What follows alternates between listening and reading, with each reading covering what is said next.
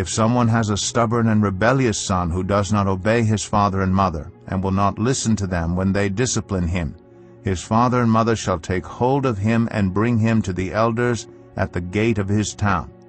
They shall say to the elders, This son of ours is stubborn and rebellious. He will not obey us. He is a glutton and a drunkard. Then all the men of his town are to stone him to death. You must purge the evil from among you. All Israel will hear of it and be afraid.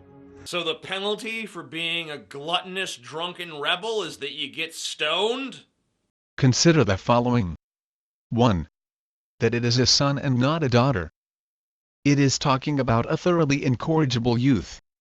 Probably a teenage or young adult male, certainly not a child, who engaged in repeated, steadfast rebellion.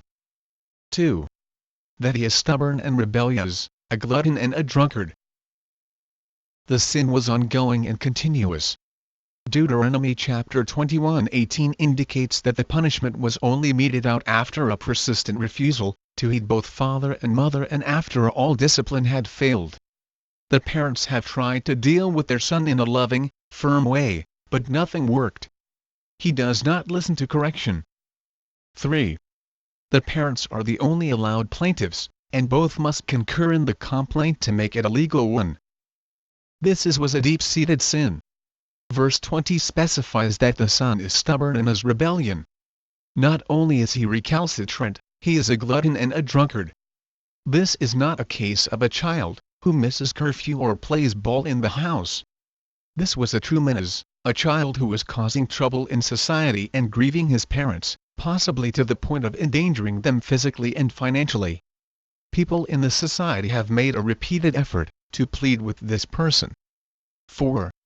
He is brought before the elders of the city and investigation is had into the merits of the case. By turning to the elders of the community, the parents were admitting that they had given up hope. They had done their best, to no avail. 5. That no case is on record in which a person was put to death under this law. 6. That the mere fact of the existence of such a law would tend strongly to confirm the authority of parents, and to deter youth from disobedience, and conduct not suitable for a son or a daughter. The punishment was not an impulsive act of anger or vengeance. Verse 19 says that the city elders had to oversee the case and determine the guilt of the child. It is only after the elders pronounced a sentence of death that the execution could take place. The law did not allow an angry parent to arbitrarily stone a child. The parents do not take justice into their own hands. They confer with the authorities. The community exercises the punishment, not the individuals. A modern equivalent of this is, when a parent sees news footage of his child committing a crime, and subsequently turns the child into the police. If parents know their child is acting in a way that endangers society, they are responsible for obeying the civil authorities and reporting the crime. Normally in a capital case, the accuser cast the first stone. Hands of the witnesses must be the first in putting that person to death, and then the hands of all the people. You must purge the evil from among you. Here, the father was not asked to initiate the punishment, it was a shared responsibility. The punishment was designed to preserve the nation.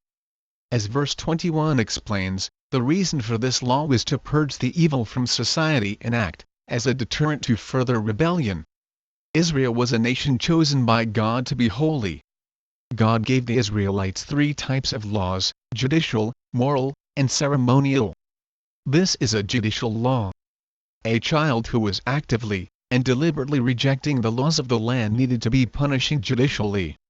The fear of death might deter some sons. This law by no means gives parents license to abuse their children, or punish them by death or any life-threatening means. Such behavior goes totally against Scripture, and our society rightly enforces laws against it. Fathers, do not exasperate your children. Instead, bring them up in the training and instruction of the Lord. On the positive side, this instruction reminds parents that they have responsibility for the spiritual and moral training of their children. It also implies that society at large and the community of believers especially have a responsibility to help parents fulfill their parental role, and to back them up with resources, encouragement, and community support. Clearly, the goal of all discipline ought not to be punishment and control, but rather the encouragement of young people toward true life and the freedom that comes from learning to live responsibly and productively.